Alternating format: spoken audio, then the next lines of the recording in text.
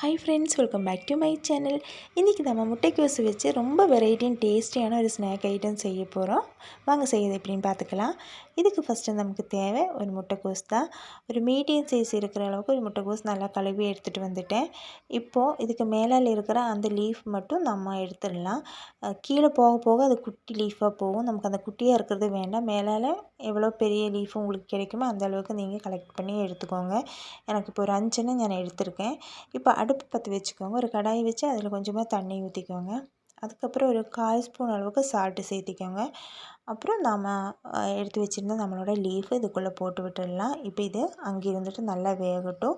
இது பண்ணி வேகிற டைமில் நம்ம மீதி வச்சுருந்த நம்மளோட கேபேஜ் இருக்கும் இல்லையா, கேபேஜுன்னு சொல்லலாம், முட்டைக்கோசுன்னு சொல்லலாம், அதையே அதிலிருந்து ஒரு கால்வாசி நான் கட் பண்ணி எடுக்க போகிறோம். அதுக்கப்புறம் அதே குட்டி குட்டியாக கட் பண்ணலாம்.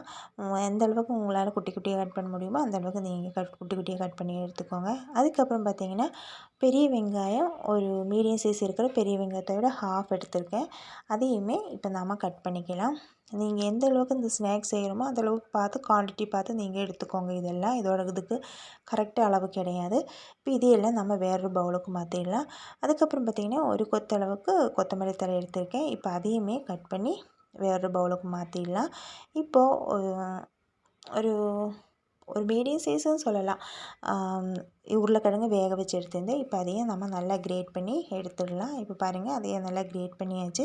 இப்போ இதையும் நம்ம வேறு பவுலுக்கு மாற்றிடலாம். இப்போ நம்மளோட முட்டைக்கோஸ் என்னாச்சுன்னு பார்க்கலாம். பாருங்கள், இப்போ நல்லா வெந்துருச்சு. ஒரு வாட்டி இப்படி திருப்பி போடுங்க. அதுக்கப்புறம் நம்ம அடுப்பை ஆஃப் பண்ணிடலாம். அது பண்ண அங்கே இருக்கட்டும். இப்போ வேறு அடுப்பில் ஒரு கடாயை வச்சுக்கோங்க. 2 டேபிள் ஸ்பூன் அளவுக்கு ஆயில் ஊற்றிக்கோங்க. ஒரு 1/4 ஸ்பூன் அளவுக்கு சீரகத்தை சேர்த்திட்டேன். சீரகம் நல்லா பொரிஞ்சு வரவும் ஒரு 1/4 ஸ்பூன் அளவுக்கு இஞ்சி பூண்டு பேஸ்ட்டு சேர்த்திட்டேன். அப்புறம் ஒரு கொஞ்சம் கருவேப்பிலை சேர்த்தி கொஞ்சம் நல்லா வணக்கி விட்டுட்டோம்.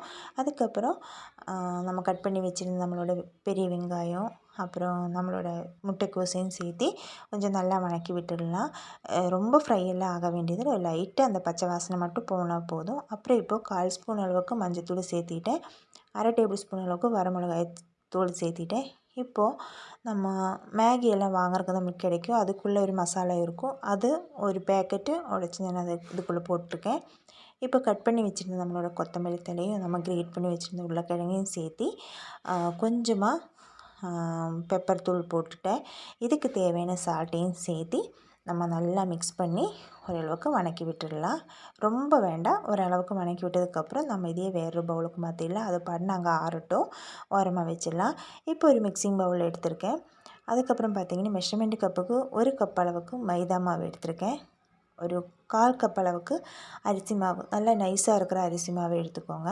ஒரு 1/4 கப் அளவுக்கு கார்ன்ஃப்ளவர் மாவு எடுத்திருக்கேன். 1/2 டேபிள் ஸ்பூன் அளவுக்கு வரமிளகாய் தூள் சேர்த்திட்டேன்.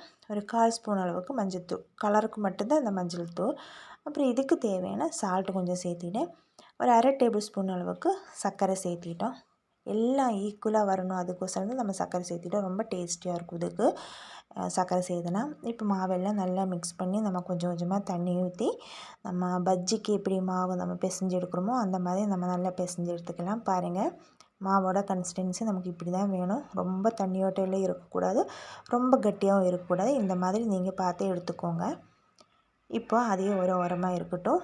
இப்போ நம்ம வேக வச்சு எடுத்து வச்சுருந்த நம்மளோட முட்டைக்கோஸ்லேருந்து ஒன்று எடுத்துக்கலாம். அதுக்கப்புறம் அந்த நடுவால் இருக்கிற கொஞ்சம் அந்த இது கொஞ்சம் தடிமனாக இருக்கும், அது மட்டும் நம்ம கட் பண்ணி எடுத்துக்கலாம். அதுக்கப்புறம் நம்ம மிக்ஸ் பண்ணி வச்சுருந்த நம்மளோட உருளைக்கிழங்கு முட்டைக்கோஸ் அதெல்லாம் இருக்கும் இல்லையா, அந்த மசாலா மிக்ஸை நம்ம இதுக்குள்ளே போட்டு விட்டுடலாம். உங்களுக்கு எவ்வளோ தேவையோ அந்தளவுக்கு போட்டுக்கோங்க. இப்போ ஒரு துண்டு அளவுக்கு மசாலா சீஸ் போட்டிருக்கேன். உங்களுக்கு சீஸ் உங்கள்கிட்ட இல்லைன்னா நீங்கள் அந்த மசாலா மிக்ஸை மட்டும் போட்டு நீங்கள் இது செஞ்சு எடுத்துக்கலாம். ரொம்ப டேஸ்ட்டாக இருக்கும். இப்போ இப்படி நான் பண்ணுற மாதிரியே நீங்கள் க்ளோஸ் பண்ணிக்கோங்க.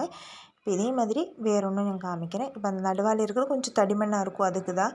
தடிமண் இல்லை, கொஞ்சம் லேசாக தான் இருக்குதுன்னு அப்படியே விட்டுடலாம், ஒன்றும் பிரச்சனை இல்லை. அப்புறம் நமக்கு கொஞ்சம் மடிக்கிறதுக்கும் ஈஸியாக இருக்கும், அதனால தான் அதை கட் பண்ணி விட்டோம்.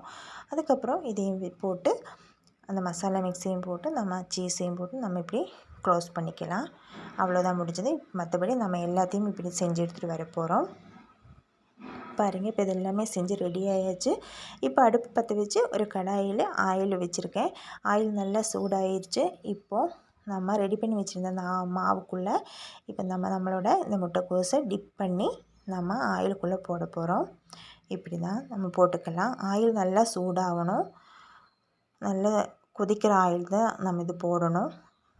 அதுக்கப்புறம் நீங்கள் லோ ஃப்ளேமில் போட்டாலும் பரவாயில்ல. இப்போ மற்றபடி எல்லாத்தையுமே நம்ம போட்டாச்சு. 1 நிமிஷம் 2 நிமிஷத்துக்கு அப்புறம் நாம் அதையே திருப்பி போட்டுடலாம். 2 சைடுமே கொஞ்சம் நல்லா ஃப்ரை ஆகி கோல்டன் கலர் ஆகிற வரைக்கும் நீங்கள் லைட்டாக வெயிட் பண்ணிக்கோங்க. ஒரு 2-3 நிமிஷத்துக்குள்ளே அது ஆகிடும். அதுக்கப்புறம் நம்ம இதையெல்லாம் வேறு பவுலுக்கு மாற்றிடலாம். பாருங்கள், இப்போ நமக்கு நல்லா ரெடி ஆயிடுச்சு நம்மளோட ஸ்நாக்கு. இந்த ஸ்நாக்கை நீங்கள் சாப்பிட்டு பார்த்தது இல்லை, நீங்கள் வீட்டில் செஞ்சது இல்லைன்னா எனக்காக ஒன் டைம் நீங்கள் செஞ்சு பாருங்கள். அந்த அளவுக்கு டேஸ்ட்டாக இருக்கும். எனக்கு வெரைட்டி ஃபுட்டெல்லாம் செஞ்சு பார்க்கணும், சாப்பிட்டு பார்க்கணுன்னு ரொம்ப ஆசை தான். அதனால் நான் எப்போவுமே ட்ரை பண்ணுவேன். அந்த மாதிரி செஞ்சு பார்த்ததில் எனக்கு ரொம்ப பிடிச்ச ஒரு ஸ்நாக் ஐட்டம் தான் இது. அதனால் நீங்களும் செஞ்சு பாருங்கள். செஞ்சு பார்த்து ஃபீட்பேக் மறக்காமல் சொல்லுங்கள். இப்போ நான் இன்னொன்று கட் பண்ணி காமிக்கிறேன் உங்களுக்கு. இதோட டேஸ்ட் எப்படின்னு பார்த்தீங்கன்னா, மேலால் கிறிஸ்பி, உள்ளே கொஞ்சம் ஜூஸியாக இருக்கும். ஏன்னா நம்ம சீஸ் எல்லாம் போட்டிருக்கனால ஒரு பீஸை எப்படி சாப்பிட்றோமோ அந்த மாதிரி நமக்கு இருக்கும். அந்த ஒரு டேஸ்ட்டு கிடைக்கும். குழந்தைகளுக்கெல்லாம் ரொம்ப ரொம்ப பிடிக்கும். நீங்கள் ட்ரை பண்ணி பார்த்து எப்படி இருக்குதுன்னு நீங்கள் சொல்லுங்கள். நாளைக்கு இன்னொரு ரெசிபியுமே வரேன். டாட்டா, பாய். ஒன்றும் சொல்ல மறந்துட்டோம். வீடியோஸ் பிடிச்சா லைக் பண்ணுங்கள், சேனல் சப்ஸ்கிரைப் பண்ணுங்கள். சப்ஸ்கிரைப் பண்ணும்போது இந்த சைடு ஒரு குட்டி பெல் ஐக்கன் இருக்கும். அதை டச் பண்ணி ஆளுங்கிற ஆப்ஷன் எனேபிள் பண்ணி விட்ருங்க.